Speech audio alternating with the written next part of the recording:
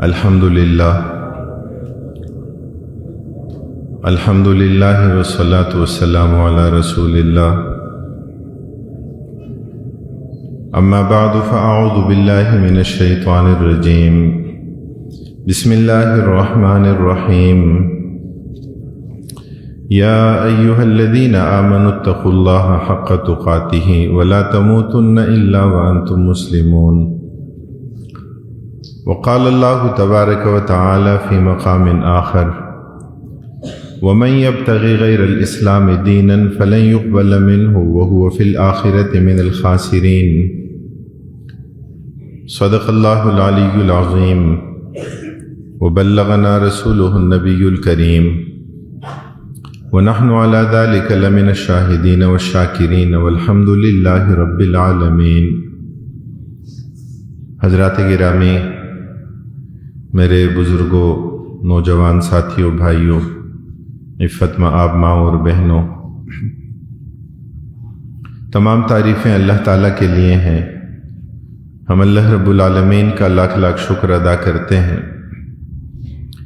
اللہ تعالیٰ نے ہمیں وجود بخشا، اللہ تعالیٰ نے ہمیں ایمان کی دولت سے مالا مال فرمایا، اللہ تعالیٰ نے ہمیں استعداد اور صلاحیت عطا فرمائی، اللہ تعالیٰ نے ہمیں بولنے، سننے، سمجھنے کی توفیق بخشی، اللہ رب العالمین ہمیں عمل کرنے کی توفیق نصیب فرمائے۔ درود و سلام نبی اکرم صلی اللہ علیہ وسلم کی ذات گرامی پر۔ اللہ تعالی ہمیں حقیقی محبت اور کامل اطاعت کی توفیق نصیب فرمائے۔ اللہ تعالی نے انسانوں کو اور جنات کو اپنی عبادت کے لیے پیدا کیا ہے۔ اللہ رب العالمین کی عبادت کرنا یہ ہماری زندگی کا مقصد ہے۔ ہماری مختلف ضروریات ہیں، دفع مضرت اور جلب منفعت کے لیے ہم خود سے نقصان کو دور کرتے ہیں، خود اپنے لیے فائدہ حاصل کرتے ہیں،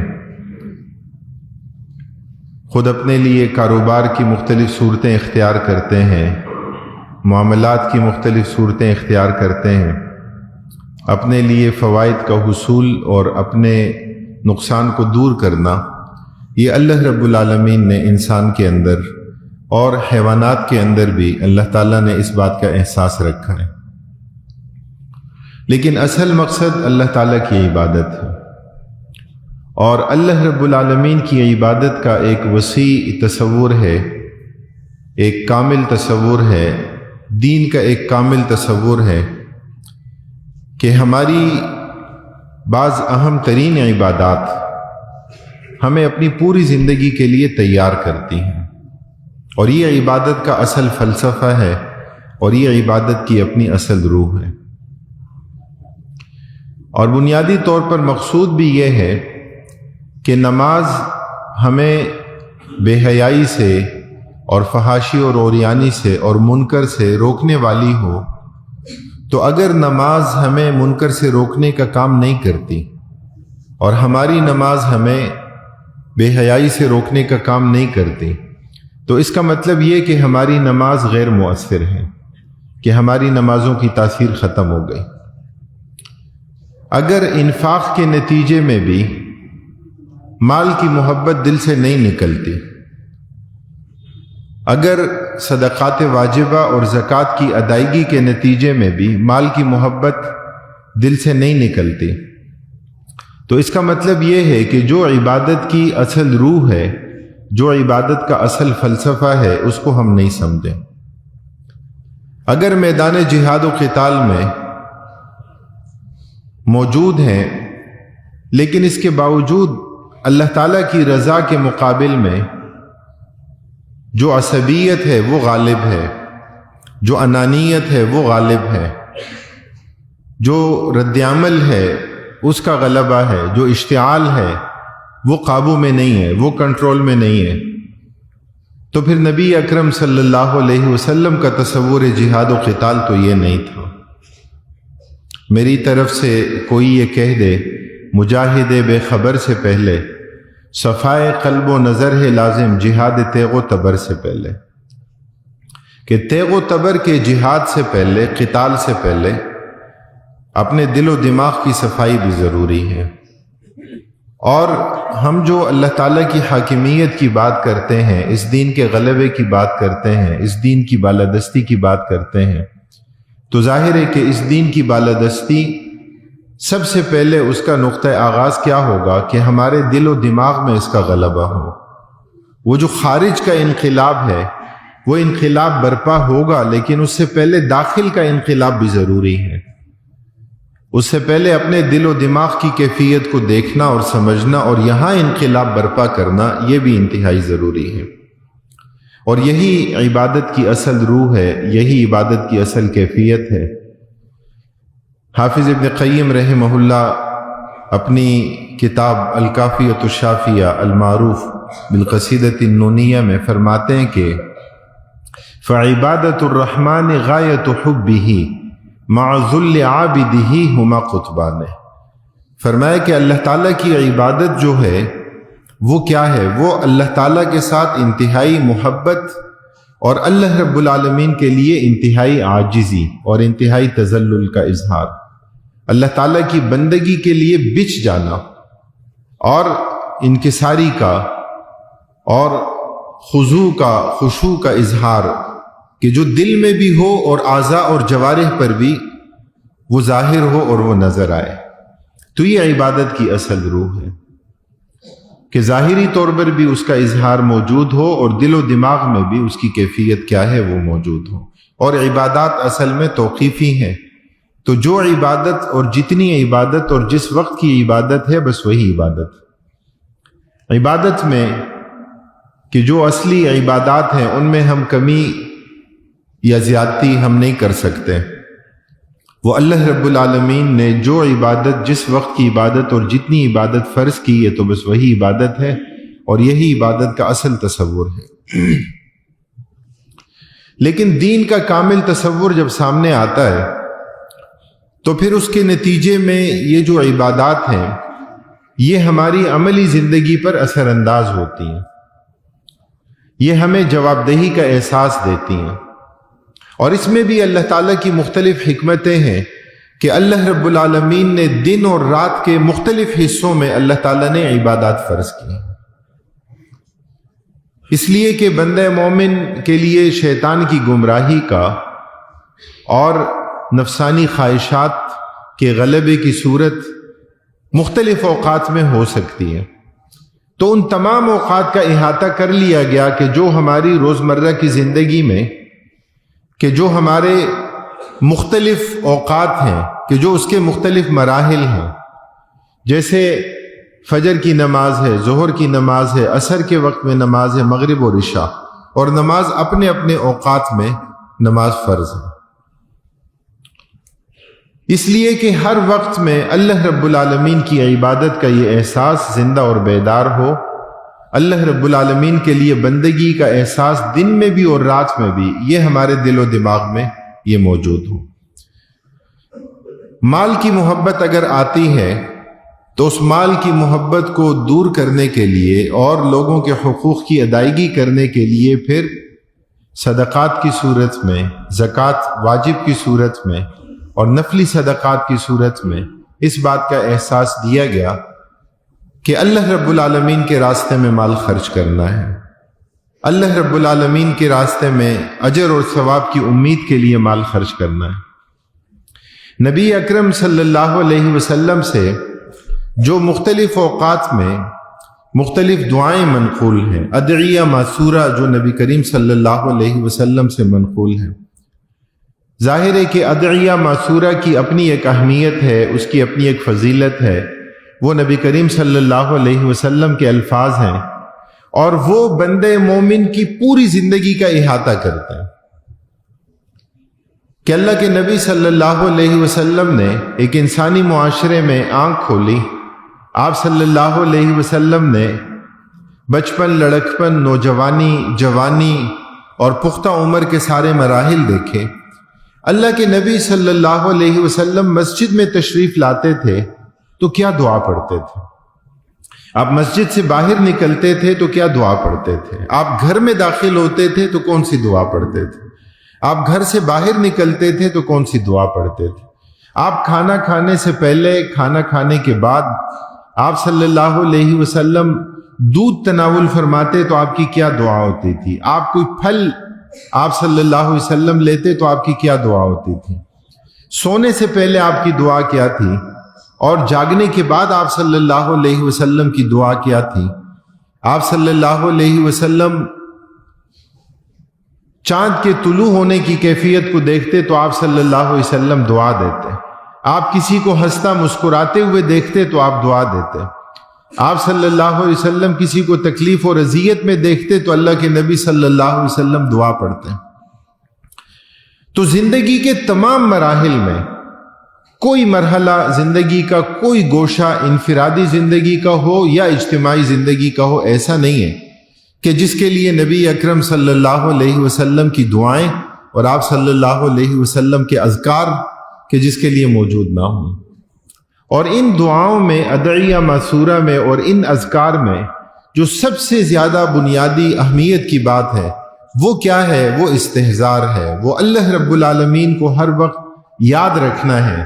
وہ اپنے دل و دماغ کو ہر وقت بیدار رکھنا ہے کہ یہ نعمت مجھے حاصل ہو رہی ہے تو کیوں؟ یہ اللہ کی دین ہے. میں اپنے گھر میں داخل ہو رہا ہوں تو مجھے خیر اور برکت کی دعا چاہیے. میں اپنے گھر سے باہر نکل رہا ہوں تو مجھے امن اور سلامتی چاہیے. میں مسجد میں داخل ہو رہا ہوں، اللہ کی رحمت میں آ رہا ہوں. میں مسجد سے باہر نکل رہا ہوں تو میں اللہ تعالیٰ سے دعا مانگوں گا. جو بھی نعمت اللہ کی میسر ہو وہ اللہ کی دین ہے، وہ اللہ تعالیٰ کی عطا ہے، وہ اللہ تعالیٰ کی بخشش ہے، وہ اللہ کی طرف سے ہے. تو خالق حقیقی کا تصور، منعم حقیقی کا تصور اور حقیقی احسان کرنے والے کا، موجد اور صانع کا، خالق کا، بدیع السماوات والارض کا تصور وہ بنیادی طور پر دیا جاتا ہے تاکہ بندے مومن کی پوری زندگی اس میں اللہ رب العالمین کی یاد، اللہ تعالیٰ کا استحضار وہ ہر موقع پر موجود ہو اور اسے اللہ رب العالمین کی یاد سے غافل کرنے والی کوئی بھی چیز نہ ہو. حدیث جبریل میں جو آتا ہے کہ نبی اکرم صلی اللہ علیہ وسلم کی خدمت میں جبریل امین انسانی صورت میں آئے اور آپ صلی اللہ علیہ وسلم سے 5 سوالات پوچھے اور نبی کریم صلی اللہ علیہ وسلم نے ان سوالات کے جوابات ارشاد فرمائے. اور اس میں امت کی تعلیم تھی. حضرت عمر فاروق رضی اللہ تعالیٰ عنہ اپنی اس کیفیت کا اظہار فرماتے ہیں اس حدیث کی روایت کرتے ہوئے کہ آپ صلی اللہ علیہ وسلم کی خدمت میں آنے والا ایک اجنبی، اس کے بال کالے تھے، اس کا لباس سفید تھا، ہم میں سے کوئی اسے جانتا بھی نہیں تھا اور وہ اس پر سفر کے آثار بھی نہیں تھے، کہیں دور سے آنے والا بھی معلوم نہیں ہوتا تھا. اس حیرت اور استعجاب کا تذکرہ حضرت عمر فاروق رضی اللہ تعالیٰ عنہ فرما رہے اور فرمایا کہ نبی کریم صلی اللہ علیہ وسلم کی خدمت میں حاضر ہو کر انہوں نے آپ صلی اللہ علیہ وسلم سے 5 سوالات پوچھے. تو آپ سے پوچھا کہ اخبرنی عن الایمان، ایمان کے بارے میں بتائیے.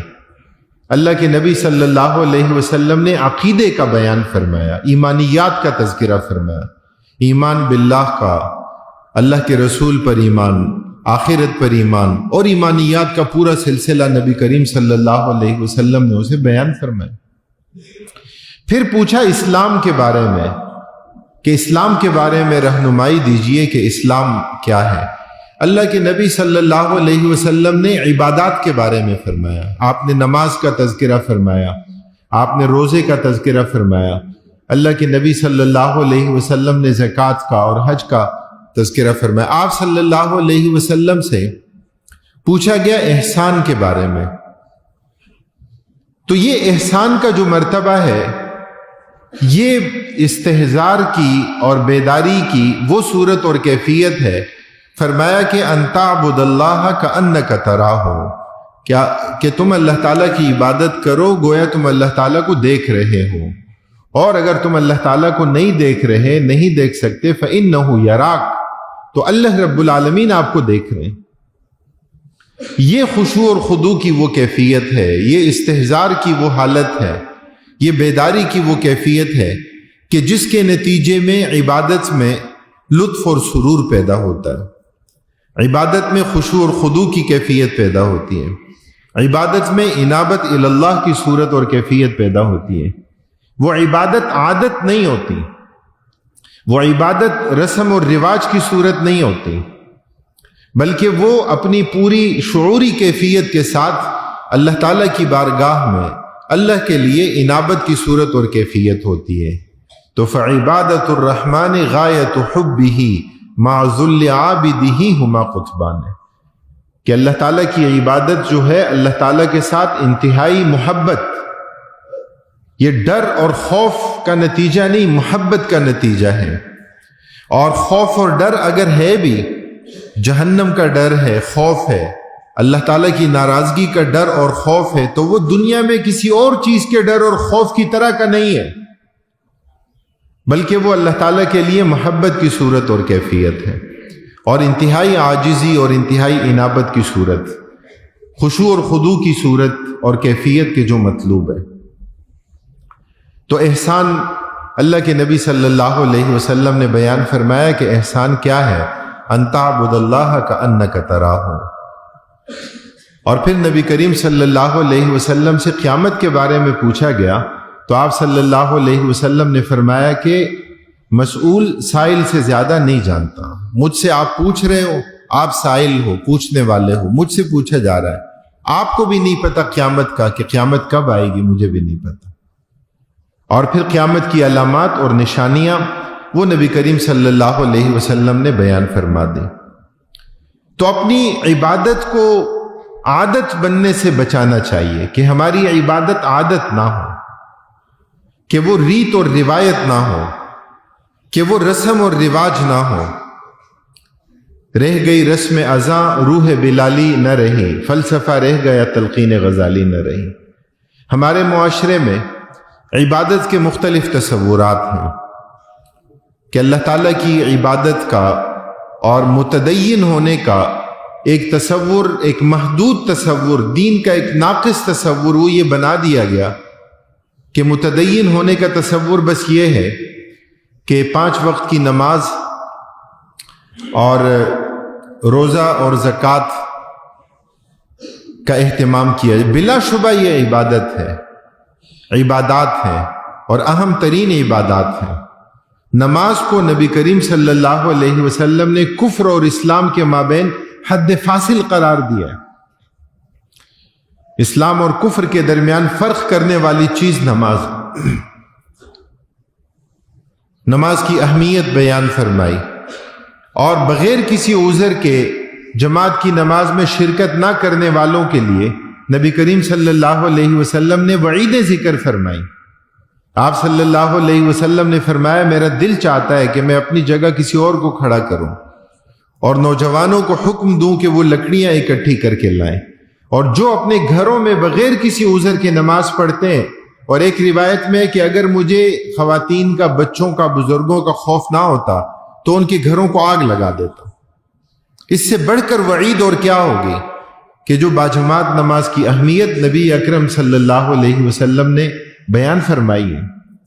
تو بلا شبہ یہ عبادات ہیں اور اہم ترین عبادات ہیں۔ حضرت ابو بکر صدیق رضی اللہ تعالیٰ عنہ نے مانعین زکوٰۃ کے خلاف جہاد کا قتال کا حکم دیا اور فرمایا کہ واللہ لو منعونی عقالا مما كانوا يعطون رسول اللہ صلی اللہ علیہ وسلم لقاتلتهم۔ فرمایا کہ اللہ کے نبی صلی اللہ علیہ وسلم کو جو مویشیوں کی زکوٰۃ دیتے تھے اس کے دینے میں کمی کریں تو فرمایا کہ ان کے خلاف بھی جہاد اور قتال کا حکم دوں گا، دین میں کمی کی جائے۔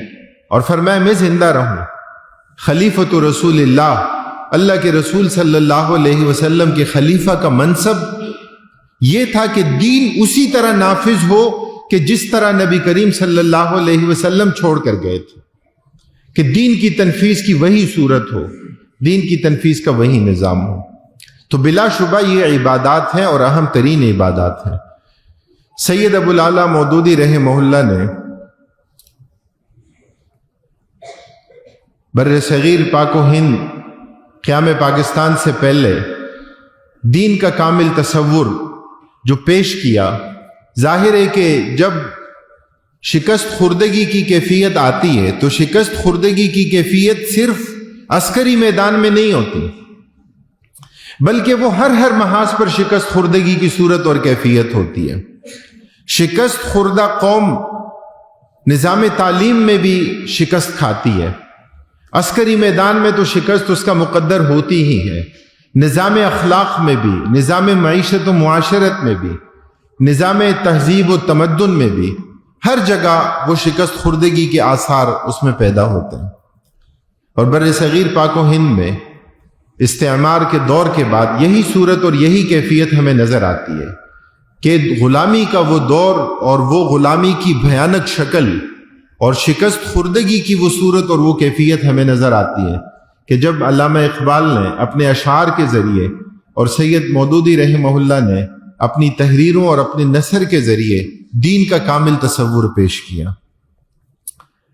خطبات، دینیات، سید مودودی رحمہ اللہ کا اور لٹریچر، تحریک آزادی ہند اور مسلمان، آپ دیکھیں کہ کس طرح دین کا ایک جامع اور کامل تصور سید مودودی رحمہ اللہ پیش فرماتے ہیں۔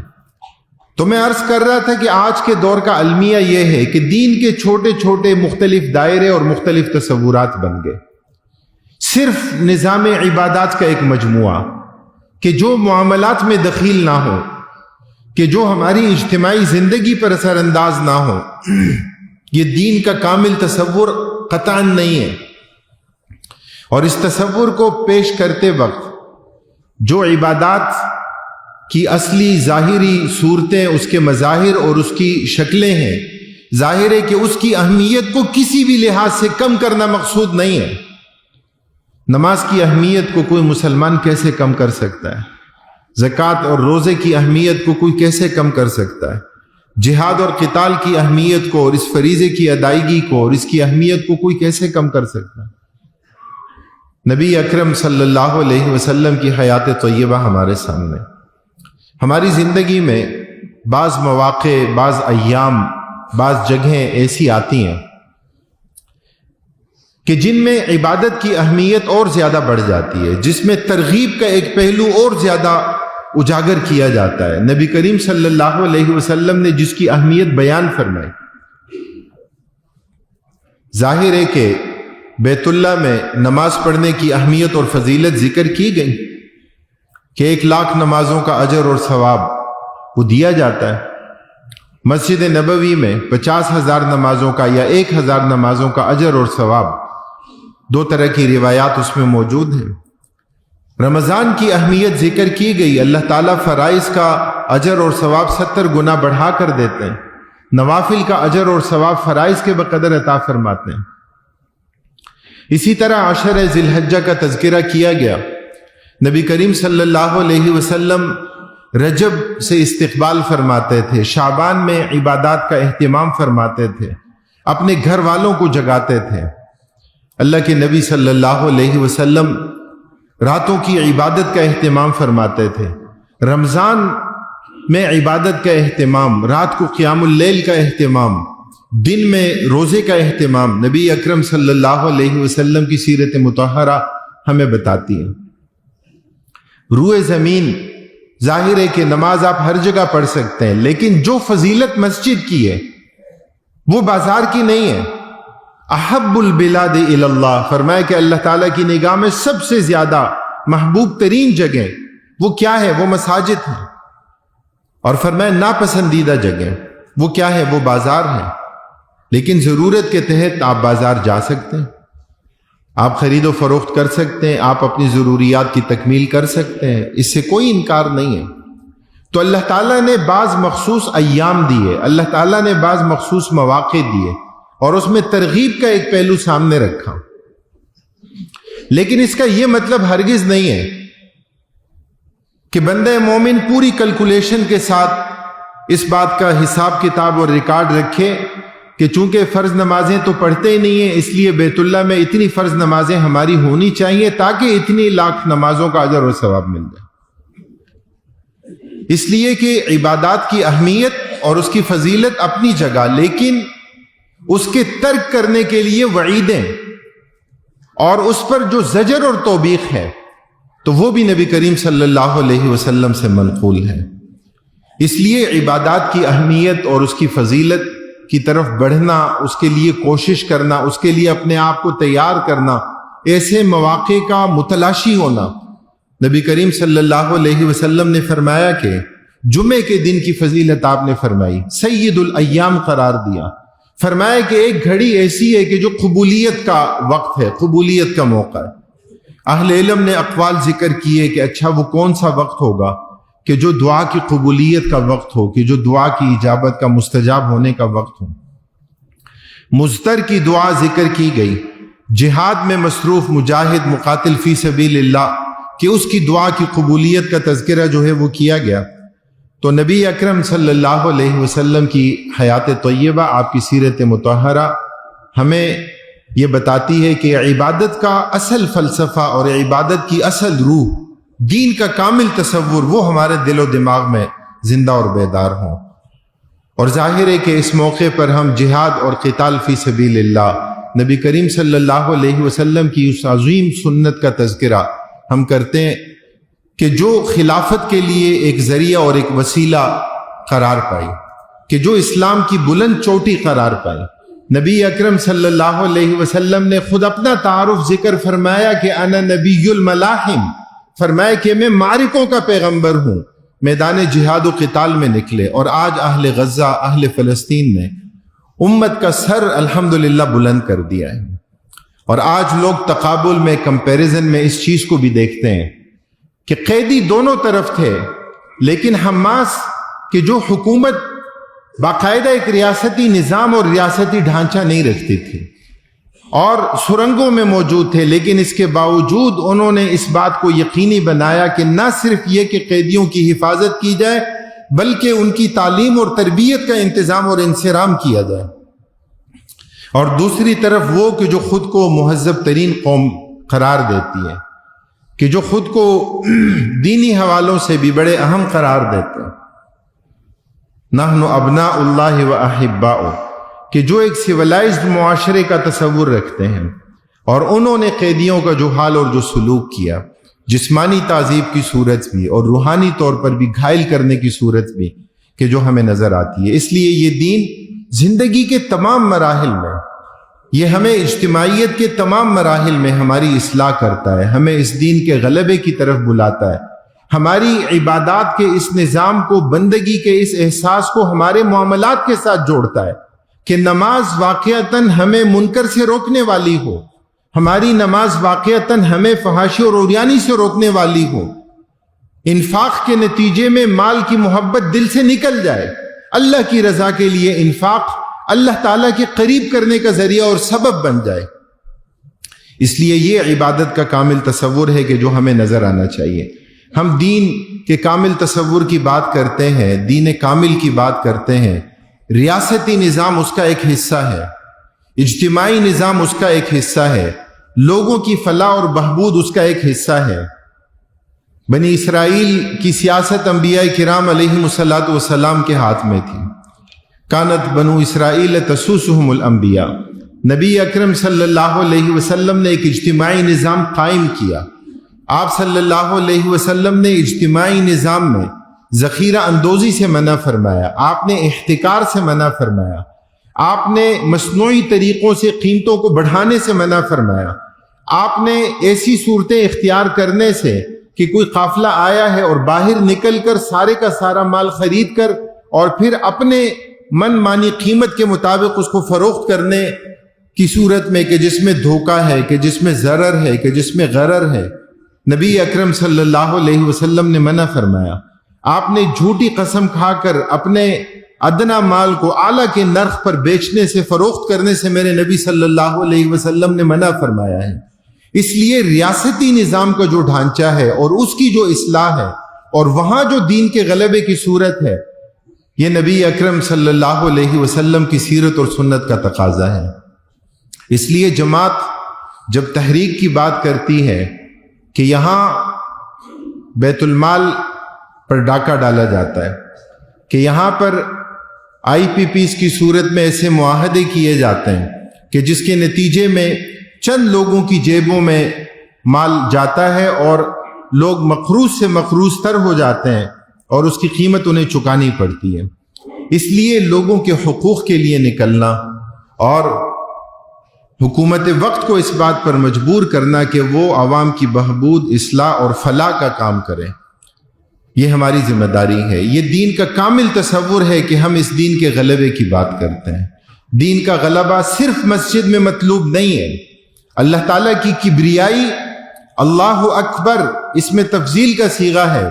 جیسے مسجد میں اللہ اکبر، اسی طرح اقتدار کے ایوانوں میں بھی اللہ اکبر مطلوب اور مقصود ہے کہ اللہ سب سے بڑا ہے۔ عدالت میں بھی، ہماری جوڈیشری میں بھی اللہ اکبر، ہمارے نظام تعلیم، نظام معیشت میں بھی، نظام ریاست و سیاست میں بھی، ہر جگہ اللہ تعالیٰ کی کبریائی کا اور اللہ کی بڑائی کا اعلان اور اس دین کے غلبے کی صورت یہ مطلوب اور مقصود ہے۔ اللہ رب العالمین ہمیں ان باتوں کو سمجھنے اور عمل کرنے کی توفیق نصیب فرمائے۔ وآخر دعوانا ان الحمد للہ رب العالمین۔